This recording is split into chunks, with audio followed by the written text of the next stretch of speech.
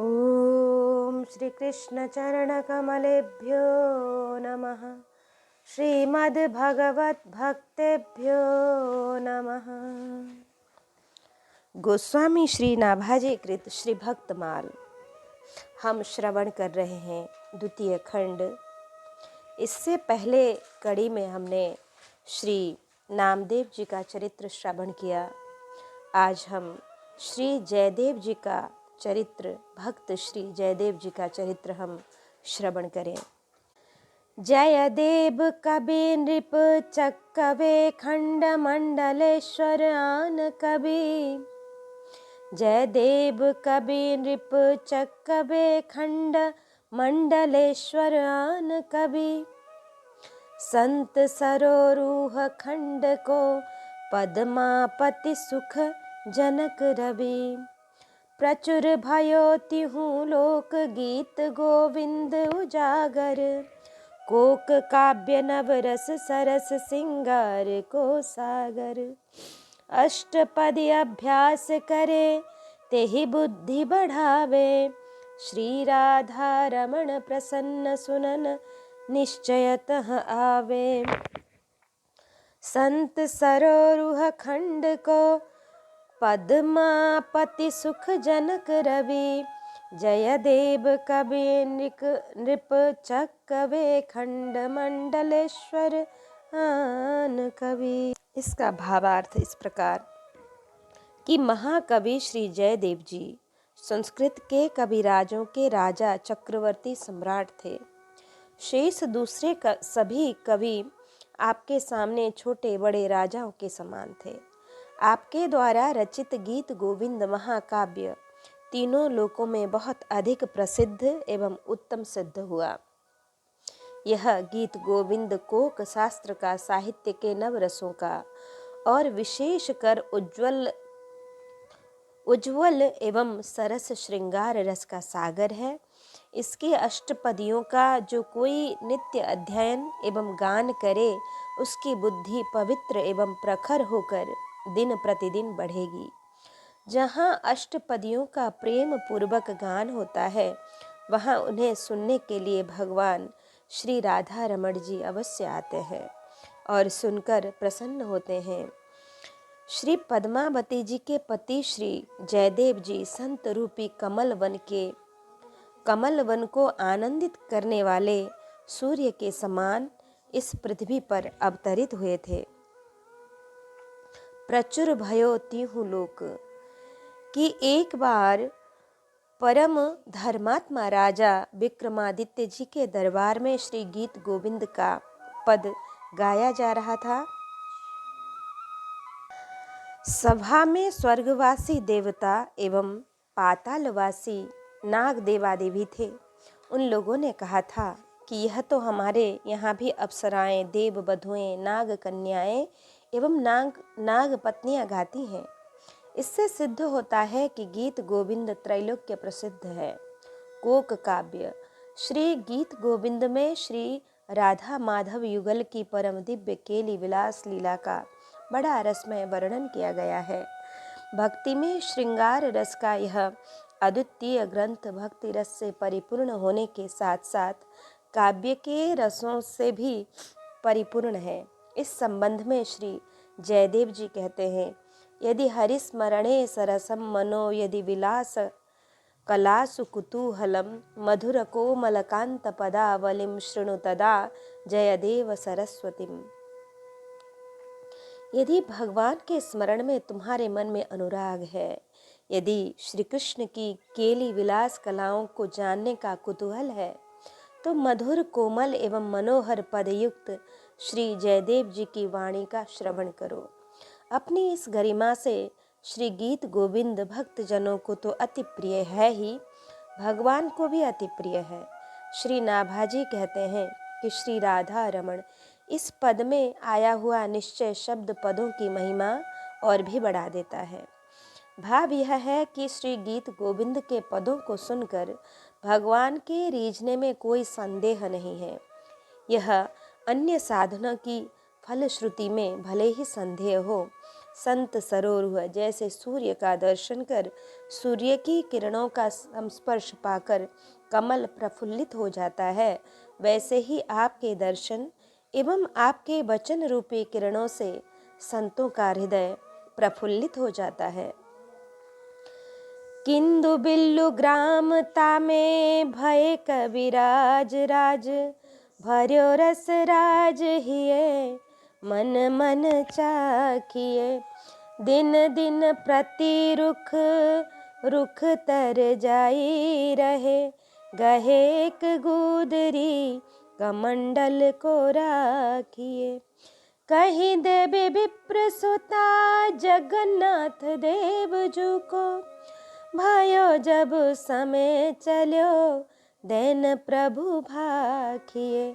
रसिक जयदेव नाम मेरो ई स्वरूप ताही, देवो तत्काल अहो मेरी कही साखिए।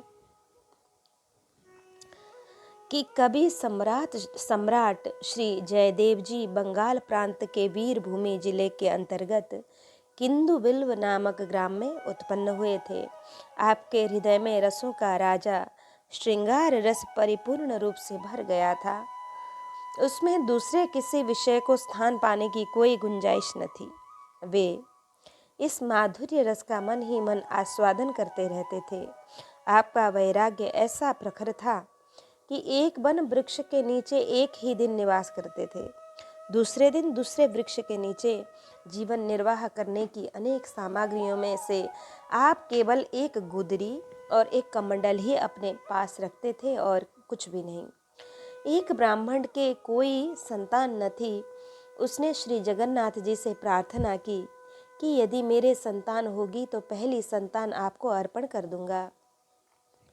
कुछ समय के बाद उसके एक कन्या हुई और जब विवाह के योग्य हो गई तो उस ब्राह्मण ने श्री जगन्नाथ जी के मंदिर में उस कन्या को लाकर प्रार्थना की कि हे प्रभु, मैं अपनी प्रतिज्ञा के अनुसार आपको भेंट करने के लिए यह कन्या लाया हूँ। उसी समय श्री जगन्नाथ जी ने आज्ञा दी कि परम रसिक जयदेव नाम के जो भक्त हैं वे मेरे ही स्वरूप हैं, अतः इसे अभी ले जाकर उन्हें अर्पण कर दो और उनसे कह देना कि जगन्नाथ जी की ऐसी ही आज्ञा हुई है। श्री जयदेव जी के पिता का नाम श्री भोजदेव जी था एवं माता का नाम बामा देवी था। कहीं कहीं राधा नाम भी आया है। माघ शुक्ल वसंत पंचमी मकर संक्रांति अभिजीत मुहूर्त मध्याह्न काल में श्री साक्षात श्री जगन्नाथ भगवान ही भोजदेव की पत्नी बामा देवी की कोख से श्री जयदेव जी के रूप में प्रकट हुए थे। वह समय लगभग 12वीं शताब्दी का था। बाल्यावस्था में ही आपके माता पिता परलोक सिधार गए। इस घटना से बालक जयदेव को संसार की असारता एवं नश्वरता का सहज ही ज्ञान हो गया।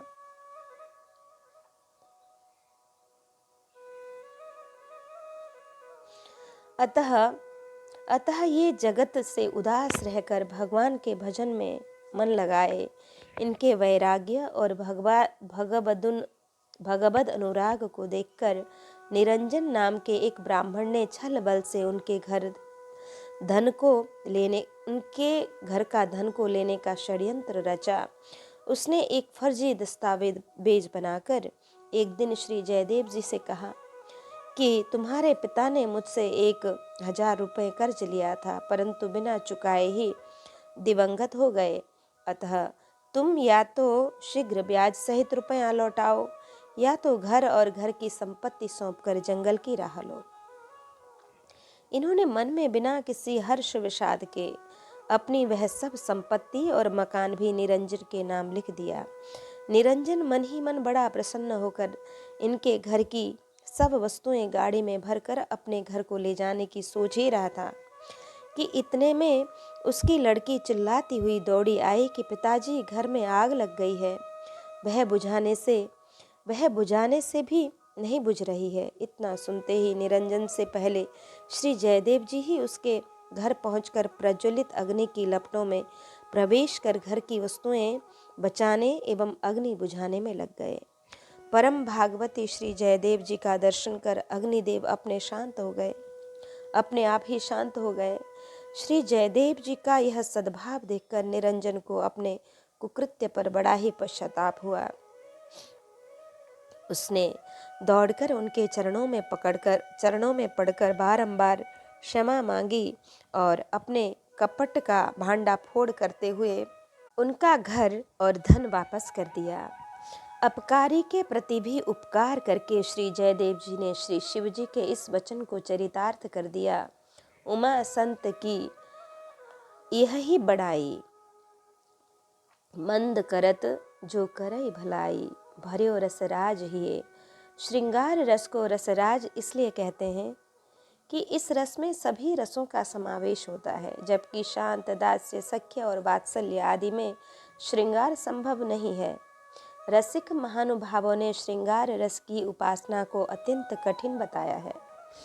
संप्रदाय नबदा भगति वेद सुरसरी नीर, ललिता सखी उपासना ज्यों सिंहिनी को क्षीर। ज्यों सिंहिनी को क्षीर रहे कुंदन के वासन, के बच्चा पेट के और घट करे विनाशन। भगवत नित्य विहार परे सब ही को परदा, रहे निरंतर पास रसिक वर सखी संप्रदा। पुनः सतत अतन करी हुए रहे, बितन आए फिर जाए, सखी भाव तज जानिए पुरुष भाव मिट जाए।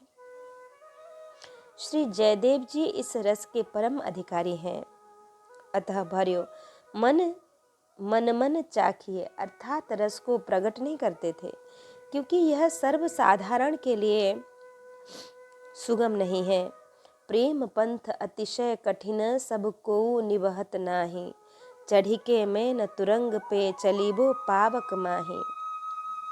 दूसरे जैसे किसी भोजन के लोभी को अत्यंत सुमधुर भोजन मिल जाए तो वह एकांत में छिपाकर खाता है कि कोई आ न जाए, वैसे ही ये भी मन चाखिए तीसरे जो पे कृष्ण प्रेम धन पेय, राखी गुप्त नहीं प्रगट जने। कृष्ण प्रेम धन पाए के प्रगट न कीजे बाल, राखिए उरयूं गोय के ज्यों मणि राखत ब्याल। प्रगट करने से वह क्षीण हो जाता है या नष्ट ही हो जाता है। दीप बाती सम प्रेम है, राखो रहस्य जुगाय, बाहर किए विनाशी जब लगी हैं जगबाय। प्रभु प्रेम में पगे श्री जयदेव जी का मन घर में नहीं लगा, अतः एक दिन सर्वस्व परित्याग कर पुरी के लिए प्रस्थान किए। कहते हैं कि मार्ग में एक दिन अत्यंत प्यास लगने पर श्री जगन्नाथ भगवान ने स्वयं आकर जल पिलाया और भूख लगने पर दूध पिलाया। इस प्रकार भगवत कृपा का पग पग पर अनुभव करते हुए आप पुरी पहुंचकर श्री जगन्नाथ भगवान का दर्शन किए और परम वैराग्य पूर्वक वहीं निवास करने लगे।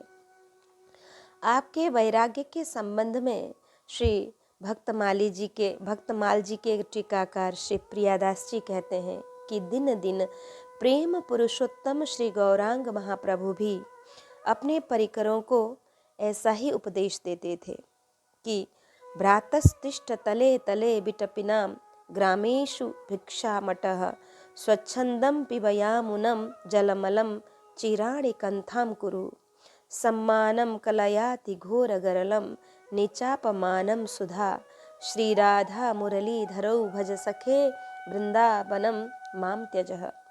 हे भाई, ब्रजभूमि में किसी वृक्ष के नीचे पड़े रहो, भूख लगे तो गांव में से जाकर टुकड़े मांग लाओ, श्री यमुना जल तृप्त होकर पियो, फटे चिथड़े वस्त्रों की गुदड़ी रखो, सम्मान को महाविष एवं अपमान को अमृत समझो और श्री राधा माधव को भजते हुए वृंदावन को मत छोड़ो।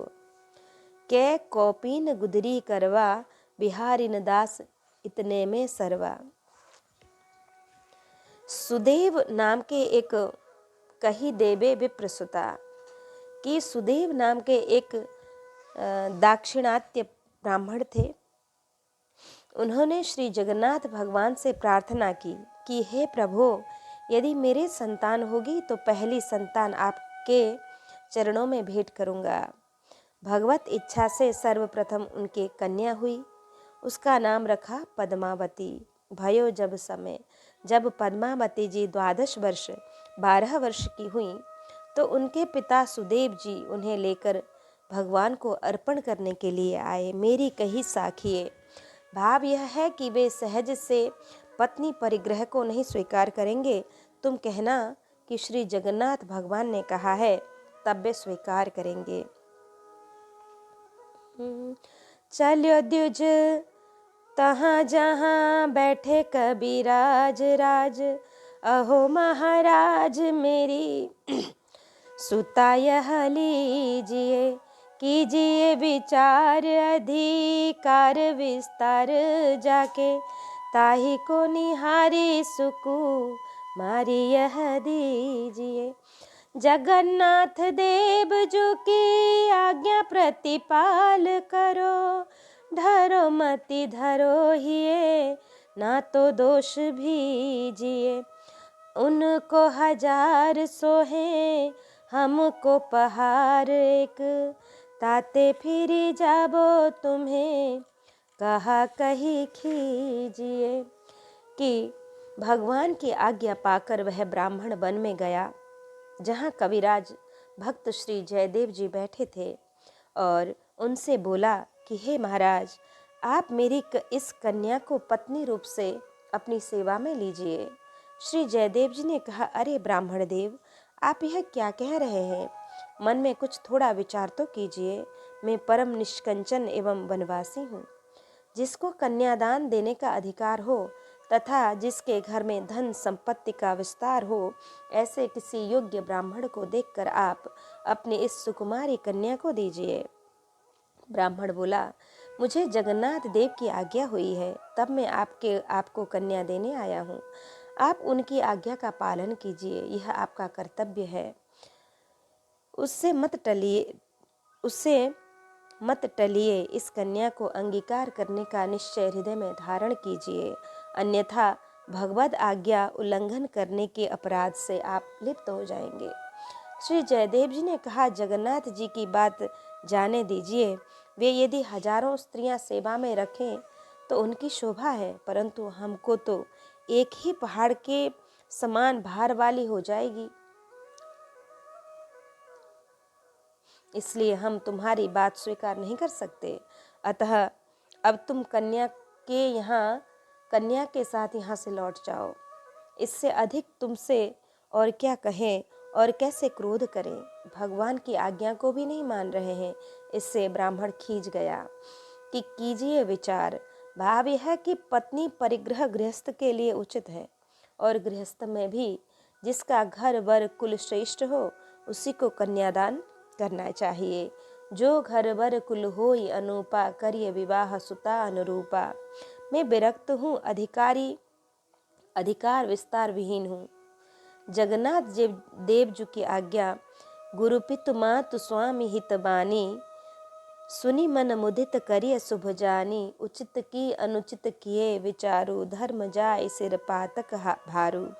गुरु पितु मातु स्वामी सिख पाले, चले हूँ कुमग पग पर ही न खाले। मातु पिता गुरु प्रभु की वाणी, बिनहि विचार करिय भल जानी। श्री राम जी की आज्ञा से श्री शिवजी ने विवाह किया था। ये रामचरितमानस में हम देख सकते हैं। उनको 1000 सोहे कि प्रभु समर्थ कौशलपुर राजा, जो कछु करिहि उन्हीं सब छाजा। हमको पहाड़ एक कि तन यौवन धन वसन जन, अन्न और घर द्वार, जाके इतने हो ही नहीं नारी ताहि पहाड़। जो अपनी देह को करी न सके निर्वाह, सो दुखिया कैसे करे अति ही दुखद विवाह। सुता सो कहत तुम बैठी रहो याही ठौर, आज्ञा सिर मोर मुँह पे नहीं जाती टारी है। चलो अन खाई समझाई हारे बातन सो, मन तू समझ कहा कीजे सोच भारी है। बोले द्विज बालकी सो आप ही विचार करो, धरो ही ज्ञान मोह पे जाति न संभारी है। बोली कर जोरी मेरो जोर न चलत कछु, चाहो सोई होऊं यह वारी फेरी डारी है। तब वह ब्राह्मण अपनी लड़की से बोला, मुझे तो जगन्नाथ जी की आज्ञा शिरोधार्य है, मैं उसे कदापि नहीं टाल सकता हूँ। तुम इसके समीप स्थिर होकर रहो।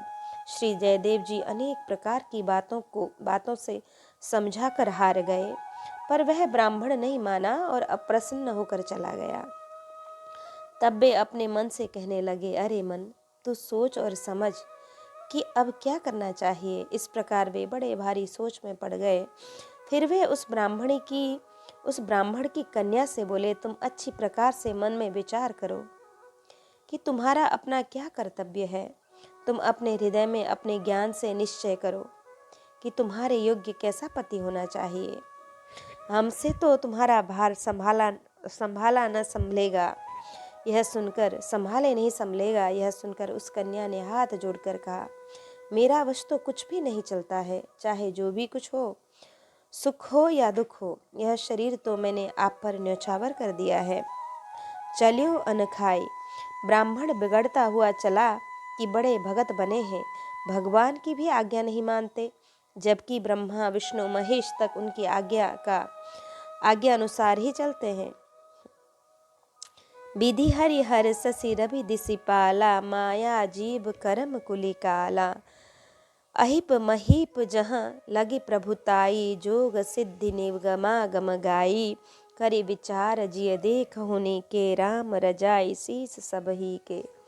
राम रजाय सुसिर सब की के, उत्पत्ति तिथि लय विषहु अमी के। राम रजाई मेटि मन माही, देखा सुना कतहु को नाही। श्री जयदेव जी चुप ही रहे। मन तू समझ, मन को समझाना ही वास्तविक समझाना है। वचन वेश से जो बने सो बिगड़े परिणाम, तुलसी मन से जो बने बनी बनाई राम। श्री गीता जी में भगवान श्री कृष्ण कहते हैं कि कर्मेंद्रियाणि संयम्य ययास्ते मनसा स्मरन्, इंद्रियार्थान विमूढ़ात्मा मिथ्याचारः स उच्यते। जो मनुष्य कर्मेंद्रियों का निग्रह करके मन से विषयों को स्मरण करता है, वह महामूर्ख एवं मिथ्याचारी है। यदि अस्वीकार करता हूँ तो भगवान की आज्ञा का उल्लंघन होता है, और यदि स्वीकार करता हूँ तो वैराग्य एवं भगवद अनुराग में बाधा पड़ती है। सांसारिक मोह में फंस जाने का भय है। स्त्री को भगवान की प्रत्यक्ष माया कहा गया। सौमुनि ज्ञान निधान मृग नयनी, विधुमुख निरखी। विवश होई हरियान नारी, विष्णु माया प्रगट। दोनों पक्ष दोनों प्रबल हैं, अतः पर्यो सोच भारी है।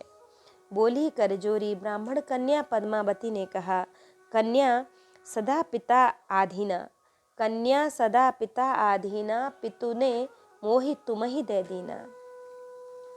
याते तब पद तज नहीं जाऊं, चाहे कोटि कष्ट में पाऊं, बारी फेरी डारी है। अब में जन्म शंभु हित हारा, को गुण दुषय करय विचारा। यह पार्वती जी का वाक्य है। जानी जब भई तिया कियो प्रभु जोर मुँह पे, तो पे एक झोपड़ी की छाया करी लीजिए। तब छाया श्याम सेवा पधराई लई, नई एक पोथी में बनाऊं मन कीजिए। भयो जु प्रगट गीत सरस गोविंद जु को, मन में प्रसंग शिष मंडन सु दीजिए। वही एक पद मुख निकसत सोच पर्यो, धर्यो कैसे जात लाल लिख्यो मति रीझिए। श्री पद्मावती जी का भावपूर्ण निश्चय सुनकर श्री जयदेव जी ने अपने मन में यह जान लिया कि श्री जगन्नाथ जी ने हमारे ऊपर अपने अधिकार बल का प्रयोग करके इन्हें हमारे पास भेजा है, अतः अब अस्वीकार कैसे करूं। यह तो ये हमारी जीवन संगिनी बन चुकी। तो अब यह उचित है कि निर्वाह के लिए झोपड़ी बनाकर छाया कर ली जाए। जब छाया हो गई तो उसमें भगवान श्याम सुंदर की एक मूर्ति सेवा करने के लिए पधरा ली। तत्पश्चात मन में आया कि परम प्रभु की ललित लीलाएं जिसमें वर्णित हों ऐसा एक ग्रंथ बनाऊं। उनके इस निश्चय के अनुसार अति सरस श्री गीत गोविंद महाकाव्य प्रकट हुआ। गीत गोविंद लिखते समय एक बार श्री किशोरी राधिका जी के मान का प्रसंग आया। उसमें भगवान श्याम सुंदर ने अपनी प्रिया के चरण कमलों को अपने मस्तक का भूषण बताकर प्रार्थना की कि इसे मेरे मस्तक पर रख दीजिए। इस आशय का पद आपके हृदय में आया, पर उसे मुख से कहते तथा पद्मावती द्वारा ग्रंथ में लिखते समय सोच विचार में पड़ गए कि इस गुप्त रहस्य को कैसे प्रकट किया जाए। आप स्नान करने चले गए, लौटकर आए तो देखा कि वह पद पोथी में श्याम सुंदर ने लिख दिया है। इससे जयदेव जी अति प्रसन्न हुए और संकोच त्याग कर माधुर्य रस की लीलाओं का गान करने लगे। क्यों प्रभु जोर मोपे। श्री जयदेव जी मन ही मन सोच रहे थे कि मेरे कहने से यह ब्राह्मण कन्या नहीं जा रही है तो रात्रि में मैं ही चुपके से भाग जाऊंगा। साधु को तो संसार से हार कर भागने में ही कुशल है। हारी चलो जग जुआरे दृष्टांत एक श्री कबीर दास जी का हम पहले छपाए 60 में इनका चरित्र है। जब भी कोई कठिनाई आती है ये घर छोड़कर भाग जाते। तब श्री ठाकुर जी सब काम संभालते। उसी समय आकाशवाणी हुई कि तुम इस ब्राह्मण कन्या को स्वीकार कर लो, इससे भजन में बाधा नहीं पड़ेगी। यदि छोड़ोगे तो अपराध लगेगा। इसके सत्संग से आपकी भक्ति वृद्धि की प्राप्ति होगी। इसे आप माया रूपी नारी मत समझें, यह तो परम पावनी गंगा तुल्य है। जब यह आकाशवाणी सुने तो समझ गए कि प्रभु की भी यही इच्छा है। अतः कहते हैं, कियो प्रभु जोर छाया करे लीजिए, गृहिणी आते ही गृह की आवश्यकता पड़ती है। अकेले थे तब तो एक दिन एक वृक्ष के नीचे रहते, दूसरे दिन दूसरे वृक्ष के नीचे, परंतु पत्नी को साथ लेकर इस प्रकार रहना उचित नहीं है। पुनः गृहेषु बसतां वापि पुंसां कुशलकर्मणां मद्वार्ता यात यामानां न बंधाय गृहामतः।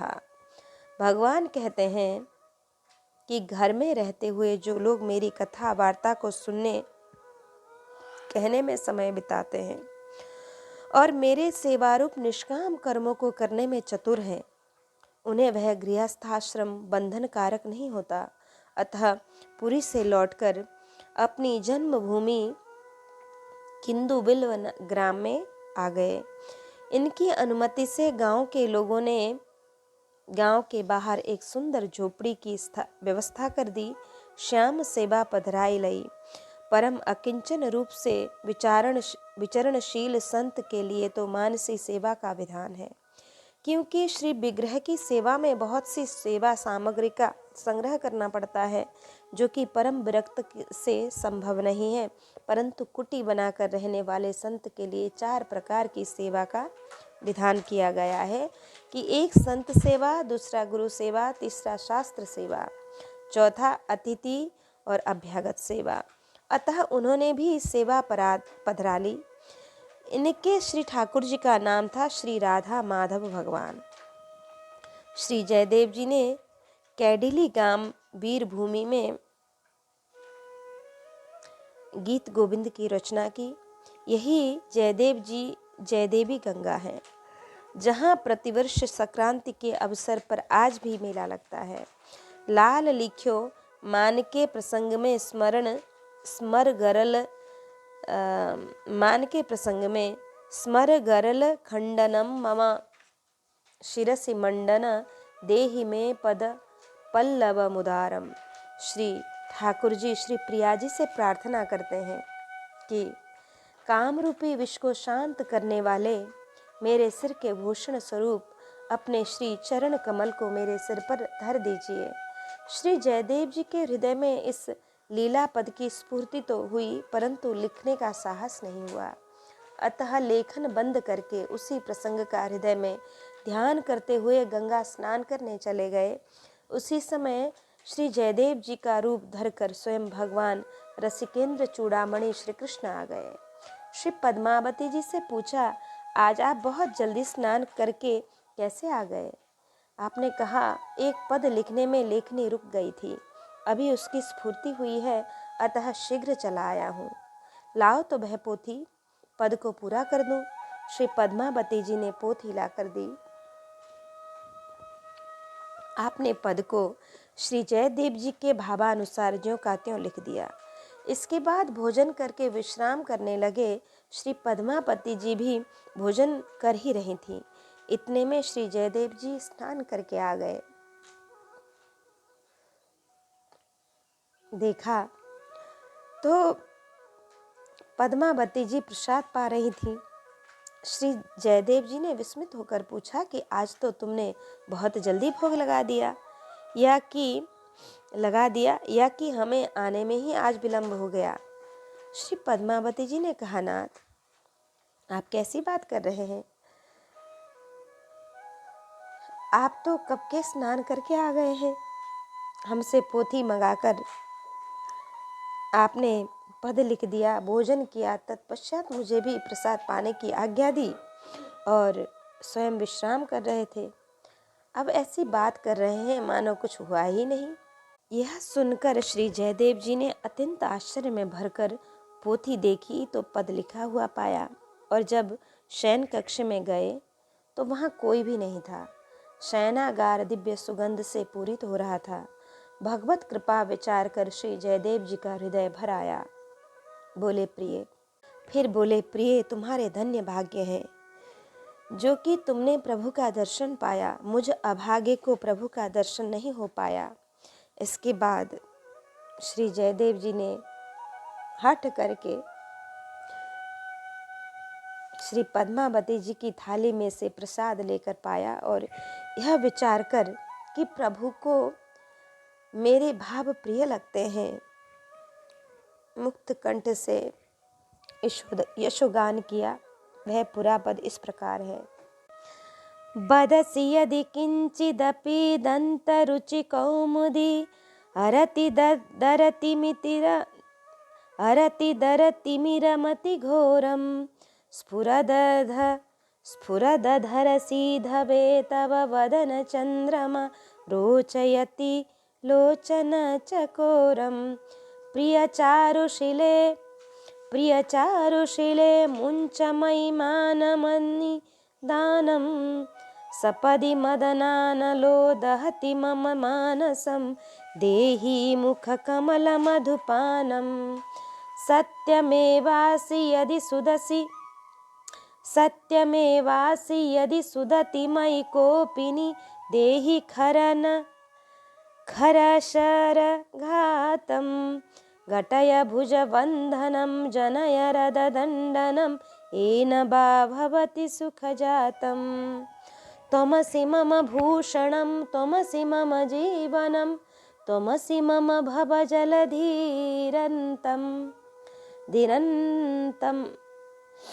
भवतु भवतीह मयि सततमनुरोधिनि तत्र मम हृदयमतियत्नं भवजलधिरत्नं त्वमसि मम भूषणं त्वमसि मम जीवनं त्वमसि मम भवजलधिरत्नं भवतु भवतीह मयि सततमनुरोधिनि तत्र मम हृदयमतियत्नं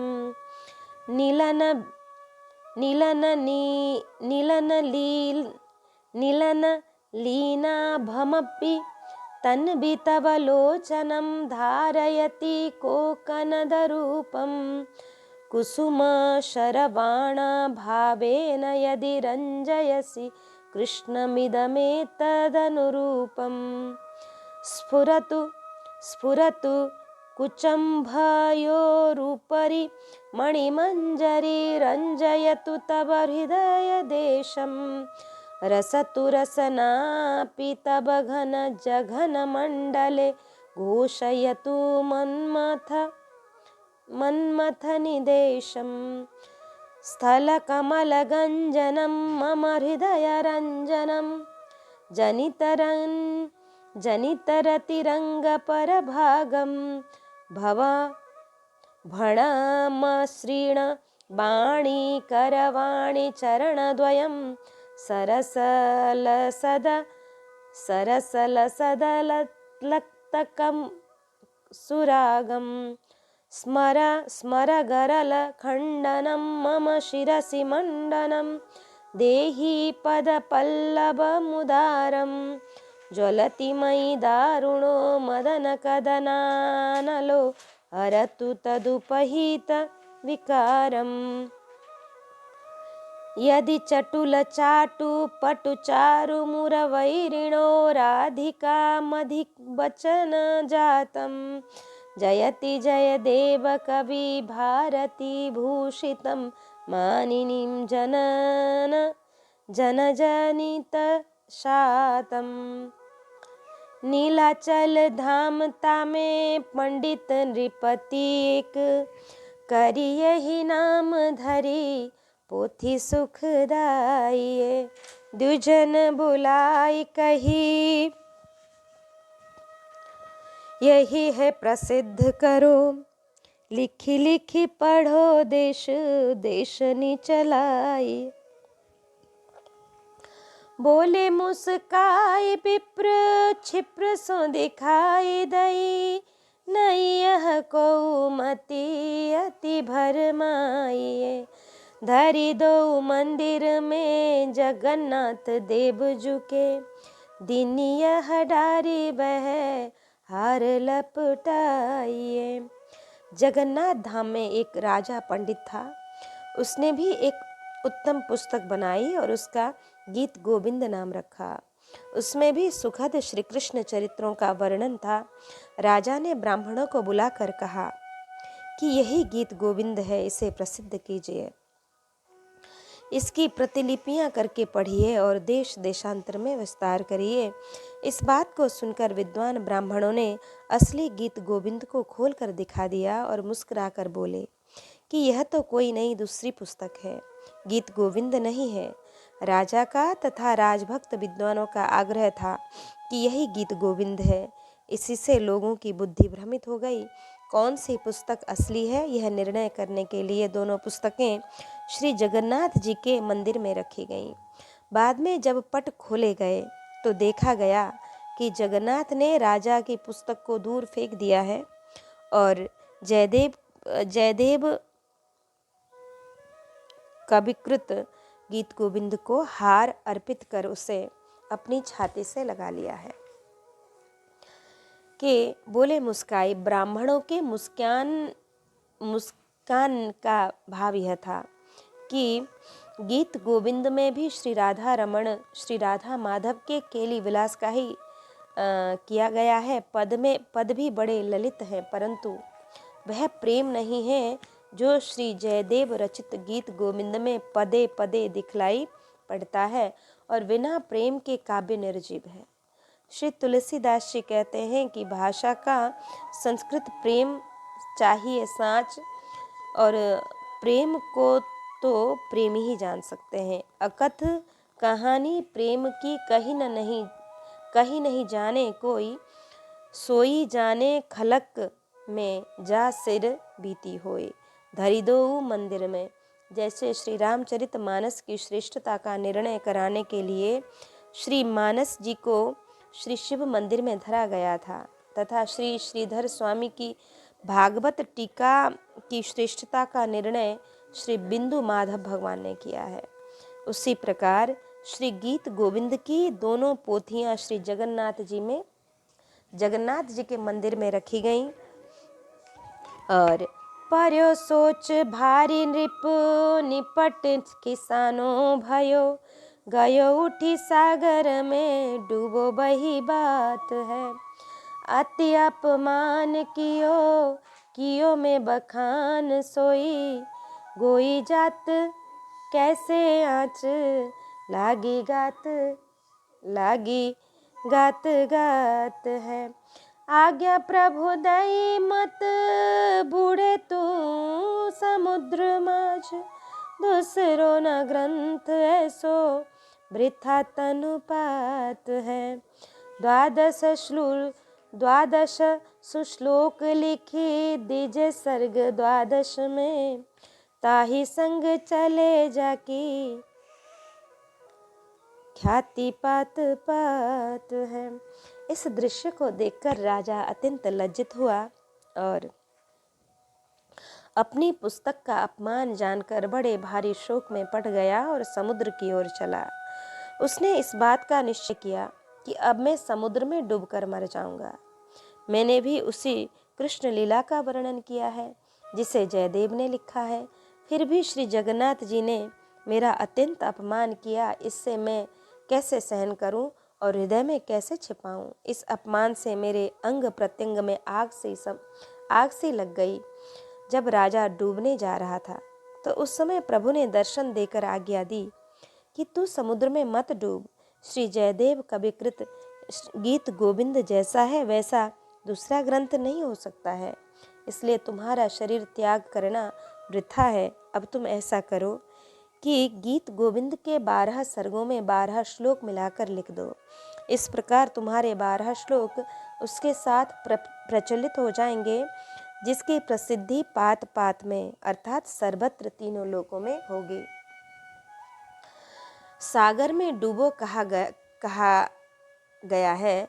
सताम माने प्लाने मरणम अथवा दूरगमनम, अर्थात सज्जन पुरुष की मान हानि होने पर वह या तो मृत्यु को वर्ण करता है या तो देश छोड़कर बहुत दूर चला जाता है।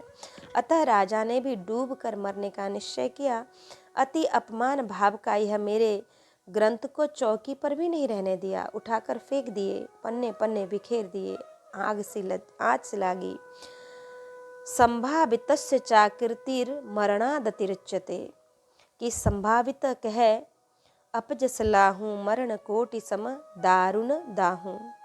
दूसरो न ग्रंथ ऐसो, कि साध्वी माधवी का चिंता न भवती भवत शर करे कर्कशासी। द्राक्षे द्रक्षतिके त्वाम मृतमृतमसि क्षीर नीरम रसस्ते। माकंद क्रंद कांताधर धरणि तलम गच्छ यच्छन्ति भावम। यावत् श्रृंगारसारस्वत् मिह जयदेवस्य विश्वग्व चांसी। हे माधविक, हे शहद मैं मधुर हूँ, यह तेरी चिंता तब तक ठीक नहीं है। हे शर्करे मिश्री, तू भी तब तक कठोर कंकड़ के समान है। हे द्राक्षे, तब तक तुझे भी कौन देखेगा। हे अमृत, तब तक तू भी मृतक के समान है। हे क्षीर, हे दूध, तब तक तेरा रस भी जल रूप है। हे हेमाकंद आम्र, तब तक तू भी अपनी मधुरता का रोधक कर। हे कांताधर, स्त्री के अधरोष्ट, तब तक तू पाताल में चला जा, अर्थात अपनी मधुरता के अभिमान को तब तक तुम सब त्याग दो। जब तक श्री जयदेव जी की श्रृंगार रस सारस सर्वस्वरूपा वाणी की सारभूता कोमल कांत पद बाली वाणी साकल्येन वर्तमान है, कि वृथा तनुपात है। भाव यह है कि तू इस गीत गोविंद को रचकर श्री जयदेव जी की कीर्ति को मिटाकर अपनी कीर्ति चाहता है। यह तेरी कल्पना आकाश पुष्पवत अर्थात असंभव है। तुलसी निज कीरति चहे पर की कीरति खोए। कालो मोहड़ो होए गो मुएहू न मीटही दोए। अतः कीर्ति जो मिलने से रही, डूबकर मरने से आत्महत्या का कलंक जो माथे पर चढ़ेगा, ताही संग चले। जैसे फूल के साथ पलाश का पत्ता भी भगवान के पास चला जाता है। कि सुता एक माली की जू बैगन की बारी माझ। तोरे बन माली गावे कथा सर्ग 5 की। डोले जगन्नाथ पाछे अंग में ही जंगा छे। कहीं धूमे सुधी आवे बिरहाच आगे आछे कहीं धूमे सुधी आवे बिरहाच की। फट्यो पट देख निप पूछिया हो भायो कहा जानतन हम अब कहो बात सच की। प्रभु ही जनाई मन भाई मेरे बही गाथा ल्याए बही बालिकी को पालकी में नाच की। एक बार एक माली की लड़की बैगन के खेत में बैगन तोड़ते समय गीत गोविंद के 5वें सर्ग की धीर समीरे यमुना तीरे वसती बने वनमाली इस अष्टपदी को गा रही थी। उस मधुर गान को सुनने के लिए श्री जगन्नाथ जी जो उस समय अपने श्री अंग पर महीन एवं ढीली पोशाक धारण किए हुए थे उसके पीछे पीछे डोलने लगे। वे सुनते सुनते बीच में बार बार वाह वाह बहुत अच्छा ऐसा कहते जाते थे। उस समय उन्हें यह स्मरण हुआ आया कि वे श्री राधा के मान करने पर विरह की अग्नि से किस प्रकार तप्त हुआ करते थे। प्रेमवश बेसुध होकर लड़की के पीछे पीछे घूमने से कांटों में उलझकर श्री जगन्नाथ जी के वस्त्र फट गए। उस लड़की के गान बंद करने पर आप मंदिर में पधारे। फटे वस्त्रों को देखकर पुरी के राजा ने आश्चर्यचकित होकर पुजारियों से पूछा, अरे यह क्या हुआ? श्री ठाकुर जी के वस्त्र कैसे फट गए? पुजारियों ने कहा कि हमें तो कुछ भी मालूम नहीं है। तब स्वयं ठाकुर जी ने ही सब बात बता दी और कहा कि गीत गोविंद हमें अत्यंत प्रिय लगता है। राजा ने प्रभु की रुचि जानकर पालकी भेजी, उसमें बिठाकर उस लड़की को बुलाया और उसने आकर श्री ठाकुर जी के सामने नृत्य करते हुए उसी अष्टपदी को गाकर सुनाया। प्रभु अत्यंत प्रसन्न हुए। तब से राजा ने मंदिर में नित्य गीत गोविंद गान की व्यवस्था की कि वह अष्टपदी इस प्रकार है। रति सुख सारे गतम भी सारे मदन मनोहर वेशम न कुरु नितंबिन गमन विलंबन मनुसरतम हृदयेशम धीर समीरे यमुना तीरे वसति बने बनमाली गोपी पीन पयोधर मर्दन चंचल कर युगशाली नाम समेतं कृत संकेतं वादयते मृदुवेणुं बहुमनुते ननुते तनु संगत पवन चलितमपि रेणुं पतति पतत्रे विचलति पत्रे शंकित भवदुपयानं रचयति शयने सचकित नयने पश्यति तव पंथानं मुखरमधीरं त्यजमञ्जीरं रिपुमिपकेलिशुलोलं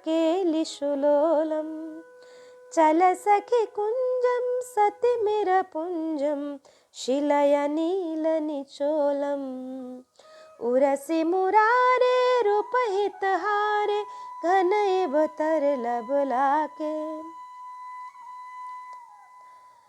तड़िदिब पीते रति विपुरीते राजसि सुकृत विपाके विगलित वसनं परिवृत रशनं घटय जघनमपि धानं किसलय शयने पंकजनयने निधिमिव हर्ष निदानं हरिरभिमानी रजनिरिदानी मियमपि याति विरामं कुरु मम वचनं सत्वर रचनं पूरय मधुरिपुकामम् श्री जय देवे कृत हरि सेवे भणति परम रमणीयं प्रमुदित हृदयं हरिमति सदयं नमत सुकृत कमनीयं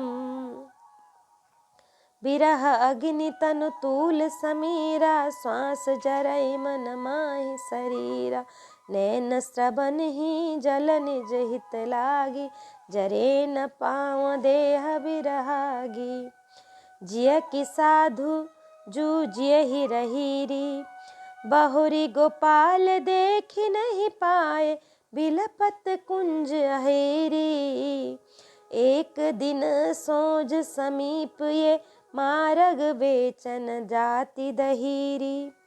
प्रीति के लिए दान मिस मोहन, मेरी बाह गहीरी। बिनु देखे घड़ी जात, कलप सम बिरहा अनल दहीरी। परमानंद स्वामी बिन दर्शन, नैनन नीर बहिरी।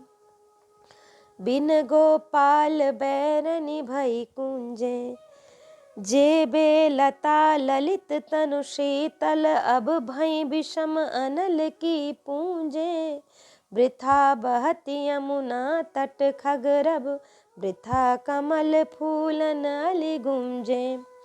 पवन पानी घन सार सुमन दे, दधि सुत किरण भानु भय भूंजे।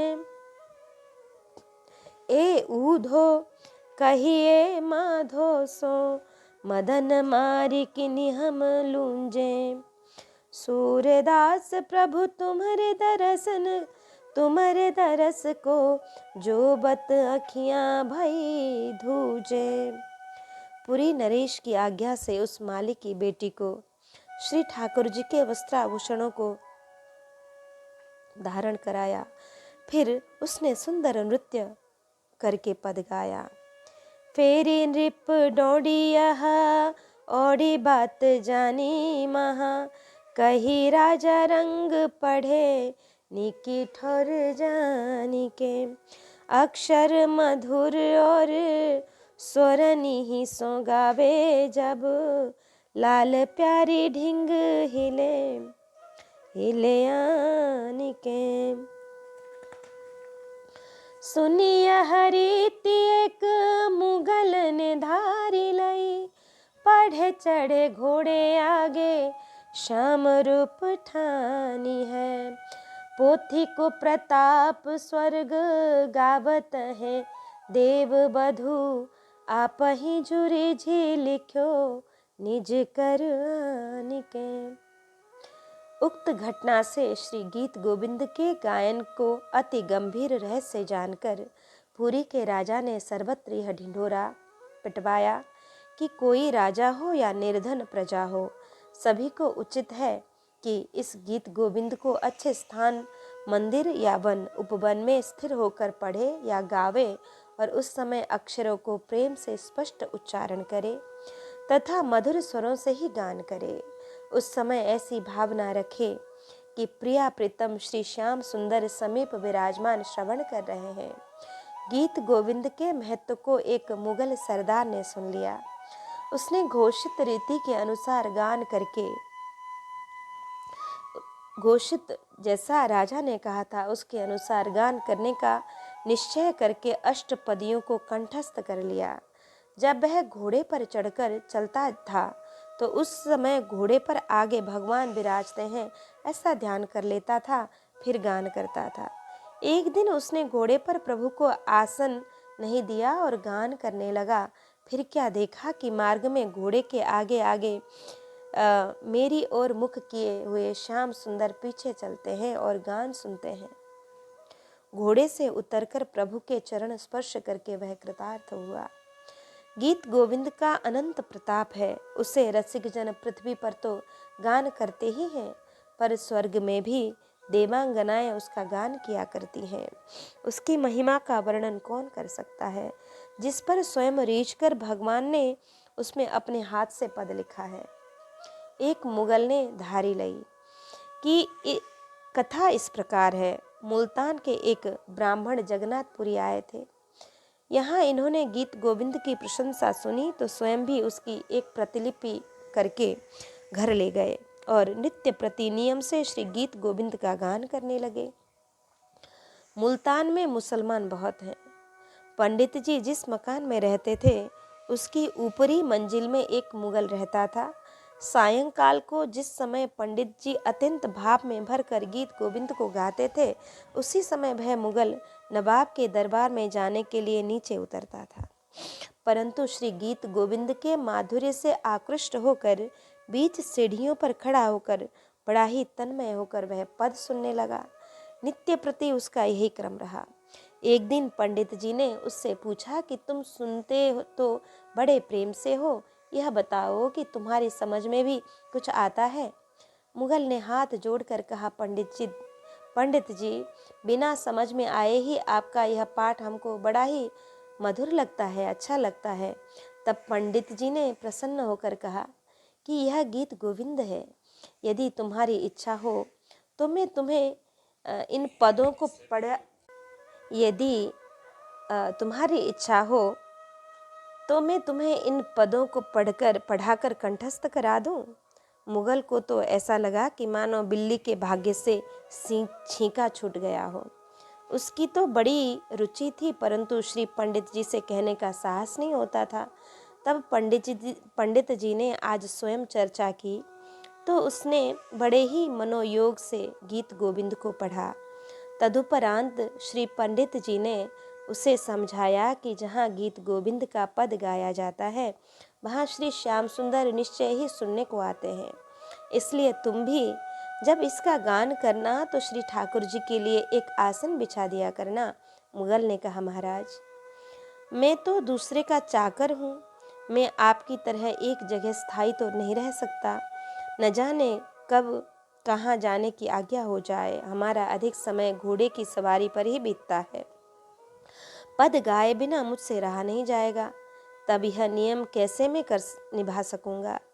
कृपा कर कोई युक्ति बताइए। श्री पंडित जी ने समझाया कि जब घर पर रहो तब तो कोई कठिनाई है ही नहीं। जब घोड़े पर रहो तो उन पर ही आगे श्री ठाकुर जी के लिए एक गद्दी लगा दिया करो और ठाकुर जी से निवेदन कर दिया करो कि प्रभु, इस समय तो आप यहीं आकर विराजिए। उस दिन से मुगल ऐसा ही करता था। एक दिन मुगल को अत्यंत आवश्यक कार्य से कहीं शीघ्र जाने का हुक्म हुआ। बस त्वरा में वह श्री ठाकुर जी के लिए गद्दी लगाना भूल गया जल्दीबाजी में। परंतु मार्ग में चला तो अभ्यासवश गीत गोविंद गाने लगा। भाववश भगवान घोड़े के आगे आगे मुगल की ओर मुख किए नृत्य करते हुए पीछे के बल चलने लगे।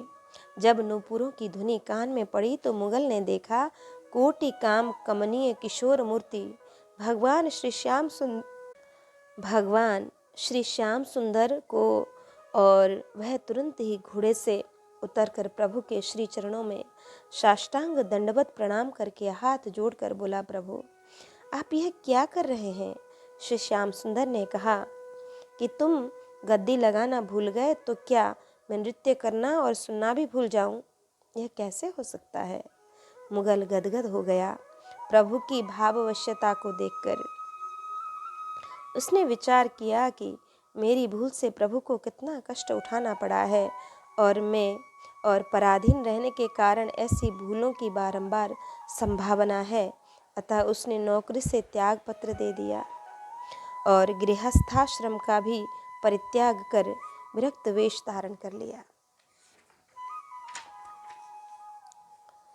पोथी की तो बात सब कही में सुहात हिए, सुनोर बात जामे अति अधिकाइए। गाठी में मुहर मग चलत में ठग मिले, कहो कहाँ जात जहाँ तुम चली जाइए। जानी लाई बात खोली द्रव्य पकड़ाई दियो, लियो चाहो जोई सोई जोई मोको ल्याइए। दुष्टनि समुझी कही किनी न विद्या हो, आवे जो नगर इन्हें वेगी पकड़ाइए। टीकाकार का कथन है कि श्री गीत गोविंद के महत्व की बातों को मैंने पूर्वोक्त कवित्व में कह दिया है। अब उनके दूसरे चरित्रों के प्रसंग सुनिए, जिसमें उनके त्याग, वैराग्य एवं सहनशीलता आदि गुणों की अधिकता प्रकट है। श्री जयदेव जी को एक बार एक सेवक ने अपने घर बुलाया। दक्षिणा में आग्रह करके कुछ मोहरें देने लगा। आपके मना करने पर भी उसने आपके चद्दर में मोहरें बांध दी। आप अपने आश्रम को चले, तब मार्ग में उन्हें ठग मिल गए। आपने उनसे पूछा कि तुम लोग कहाँ जाओगे? ठगों ने उत्तर दिया, जहाँ तुम जा रहे हो वहीं हम भी जाएंगे। श्री जयदेव जी समझ गए कि ये ठग हैं। आपने गांठ खोलकर सब मोहरें उन्हें दे दी और कहा कि इन्हें लीजिए, इनमें से जितनी आप लेना चाहें लें, मुझे जो चाहिए सो ला देना, अथवा दोनों को एक ही स्थान पर जाना है, आप इन्हें रखिए, जब जो मैं लेना चाहूँगा तब मुझे दे देना। उन दुष्टों ने अपने मन में सोच समझकर कहा कि इन्होंने मेरे साथ चालाकी की है, अभी तो भयवश सब धन बिना मांगे ही हमें सौंप दिया है, परंतु इनके मन में यही है कि यहाँ से तो चलने दो, आगे जब नगर आवेगा तो शीघ्र ही इन सभी को पकड़वा दूंगा। सभी ठग मार्ग में श्री जयदेव जी से कुछ पिछड़कर आपस में विचार करने लगे कि अब क्या किया जाए। ठग मिले।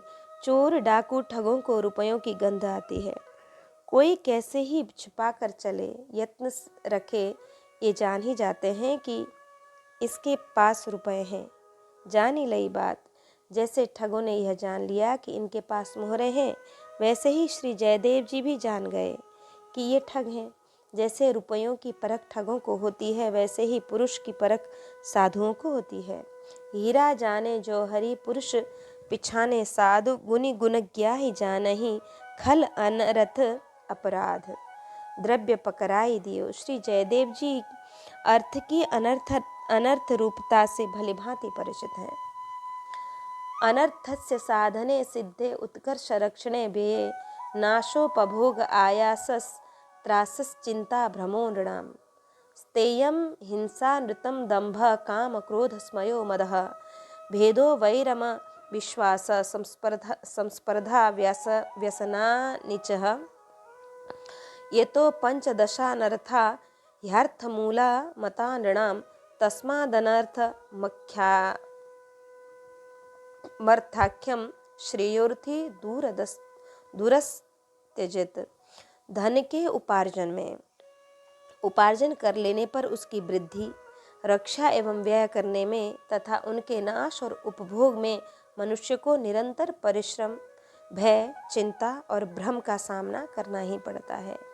चोरी, हिंसा, मिथ्या भाषण, पाखंड, काम, क्रोध, गर्व, अहंकार, भेद बुद्धि, वैर, अविश्वास, स्पर्धा, होड़, ईर्ष्या और स्त्री, द्युत, मद्य, तीनों प्रकार के व्यसन, ये 15 अनर्थ मनुष्य को धन के कारण होते हैं। अतः कल्याणकामी पुरुष को अर्थ नामधारी इस अनर्थ को दूर से ही छोड़ देना चाहिए। अतः श्री जयदेव जी ने द्रव्य पकड़ाई दियो।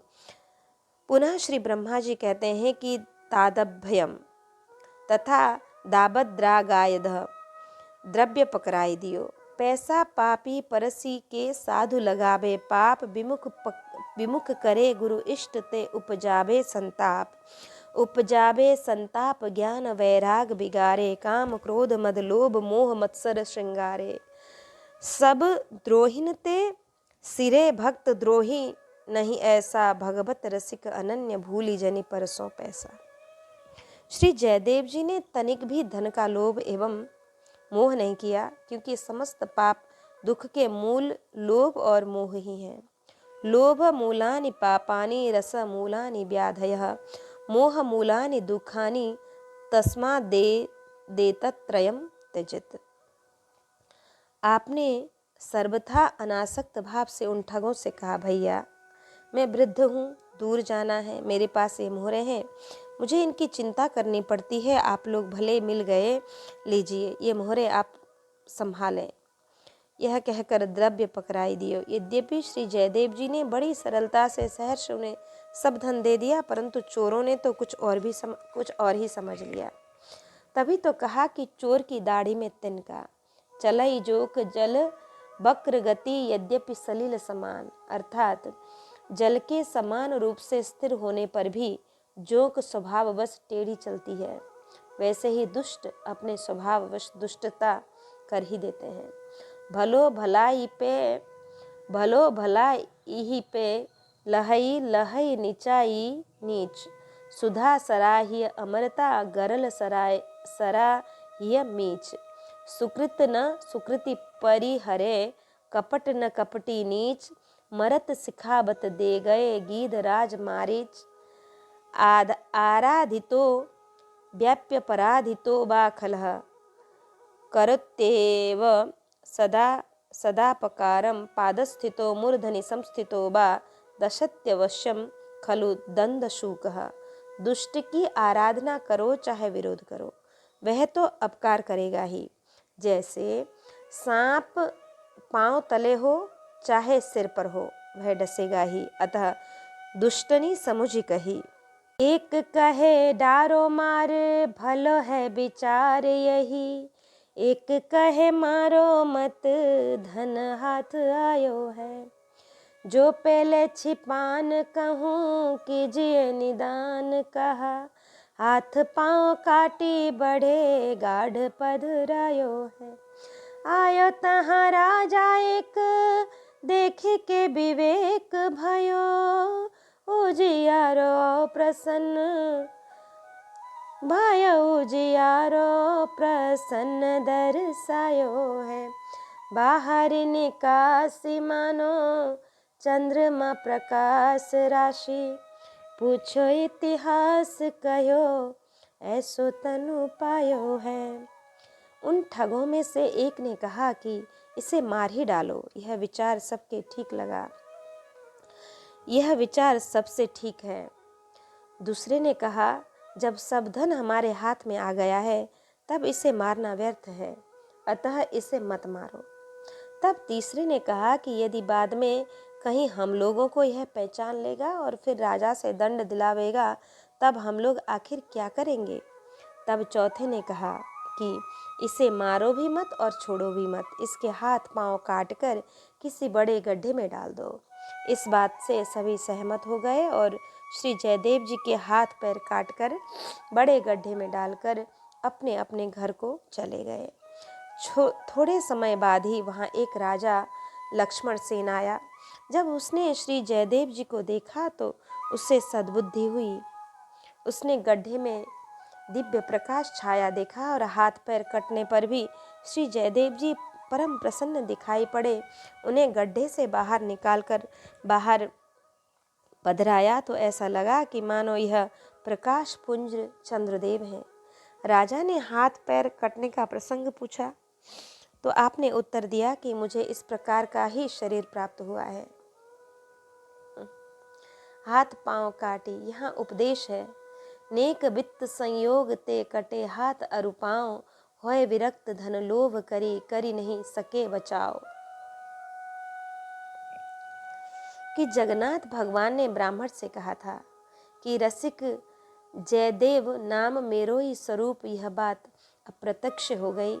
श्री जगन्नाथ जी का विग्रह अपूर्ण हस्तपाद युक्त है। श्री जयदेव जी भी अब वैसे ही हो गए। यह प्रसंगवश श्री जगन्नाथ भगवान की थोड़ी चर्चा कर देते हैं। बात उस समय की है कि जब भगवान श्री कृष्ण अपनी 16,108 रानियों के साथ द्वारकापुरी में विराजते थे। वे बार बार गोपियों के प्रेम की प्रशंसा करके विह्वल हो जाते थे। यह देखकर सुनकर रानियों को कुछ अमर्ष भी होता और कुछ उनकी प्रेम कथा सुनने में उत्कंठा भी। तब एक दिन सभी रानियों ने श्री रोहिणी माता से प्रार्थना की कि वे ब्रज गोपियों के प्रेम की चर्चा करें। श्री रोहिणी जी ही ऐसी हैं जिन्हें श्री कृष्ण की सब लीलाओं को देखने का सौभाग्य मिला।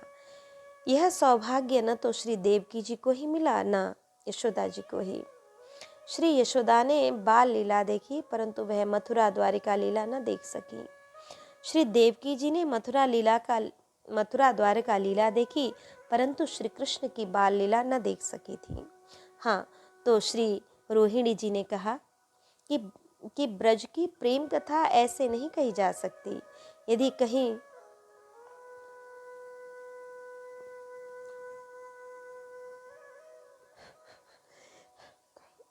यदि कहीं श्री कृष्ण बलराम सुन लेंगे तो प्रेमाकुल हो जाएंगे, फिर तो उन्हें संभालना मुश्किल हो जाएगा।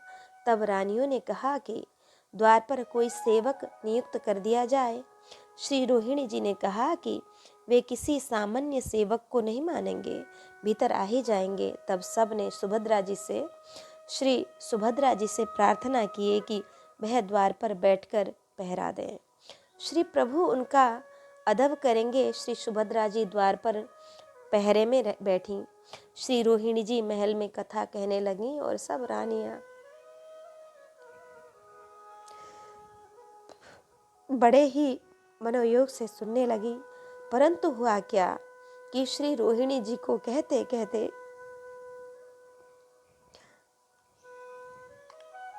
आवेश आ गया और वह जोर जोर से उच्च स्वर से वर्णन करने लगी। उनके शब्द श्री कृष्ण बलराम को कर्ण गोचर हुए। फिर तो वे कथा से आकर्षित होकर उधर ही चले गए। देखे तो द्वार पर श्री सुभद्रा जी बैठी थी। भीतर जाने का प्रयत्न करने पर श्री सुभद्रा जी ने रोककर उन्हें परिस्थिति का परिचय कराया। तब दोनों भाई भीतर तो नहीं गए, परंतु वहीं बैठ गए।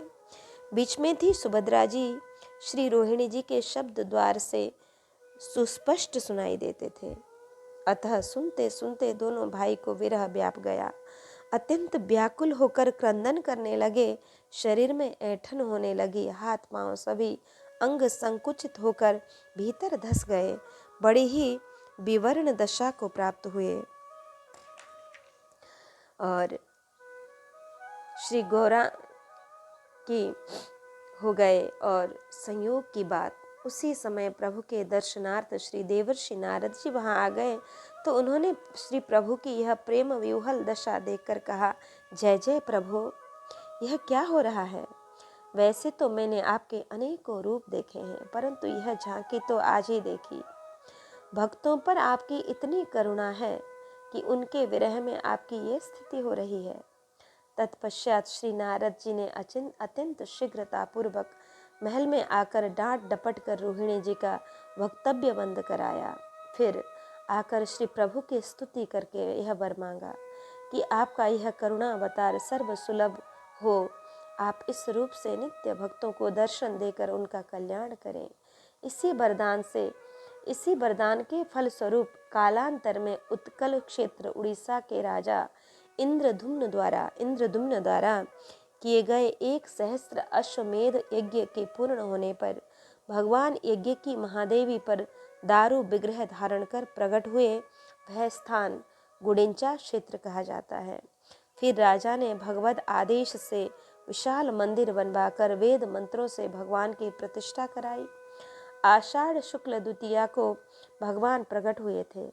अतः उस दिन भगवान मंदिर से रथ पर आरूढ़ होकर गुंडिंचा क्षेत्र की यात्रा करते हैं, जिसे रथ यात्रा का उत्सव कहा जाता है। कि गौडेश्वर राजा लक्ष्मण सेन की सवारी उधर से निकली। ये उच्च स्वर से श्री कृष्ण नाम संकीर्तन कर रहे थे। नामद ध्वनि सुनकर राजा का ध्यान आकृष्ट हुआ। कोई कहते हैं कि राजा आखेट खेलने गए थे, प्यास लगी थी। सेवकों ने जल की तलाश की। वे जलाशय खोजते खोजते उस सूखे कुएं के पास पहुंचे जिसमें श्री जयदेव पड़े थे। सेवकों के कहने पर जब श्री लक्ष्मण सेन ने समीप जाकर देखा तो छायो उजियारो और प्रसन्न दर्शायो है। प्रश्न, इतने कष्ट में भी प्रसन्न क्यों? समाधान, मन तह जहाँ रघुवर वैदेही, बिनु मन तनु दुख सुख सुधि के ही। श्री बिहारी देव जी कहते हैं, रोग भोग संयोग वियोगी आवत जात न रोको, तुम्हारे रस सब कछु न जानो, दुख सुख हर क्षण सोको।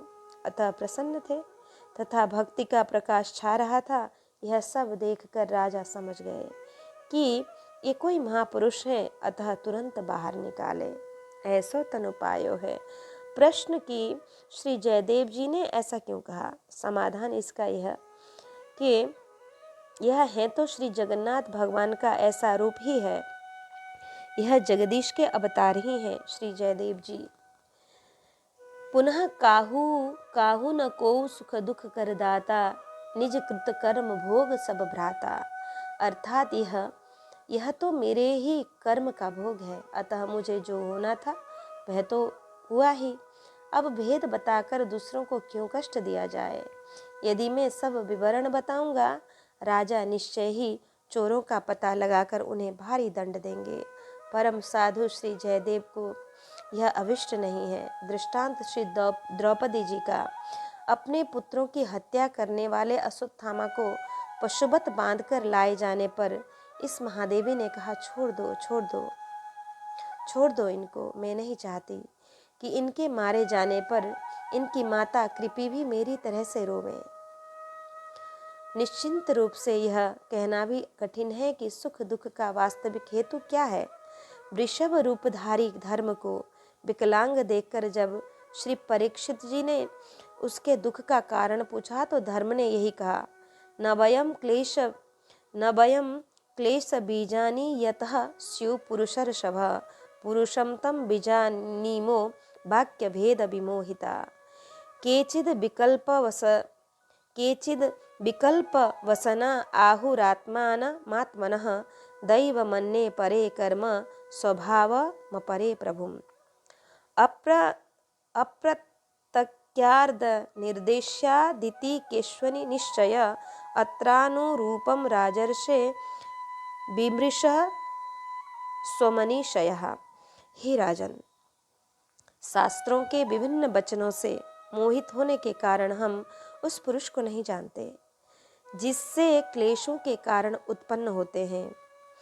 जो लोग किसी प्रकार के द्वैत को स्वीकार नहीं करते, वे अपने आप को ही अपने दुख का कारण बताते हैं। कोई प्रारब्ध को कारण बतलाते हैं तो कोई कर्म को, कुछ लोग स्वभाव को तो कुछ लोग ईश्वर को दुख का कारण मानते हैं।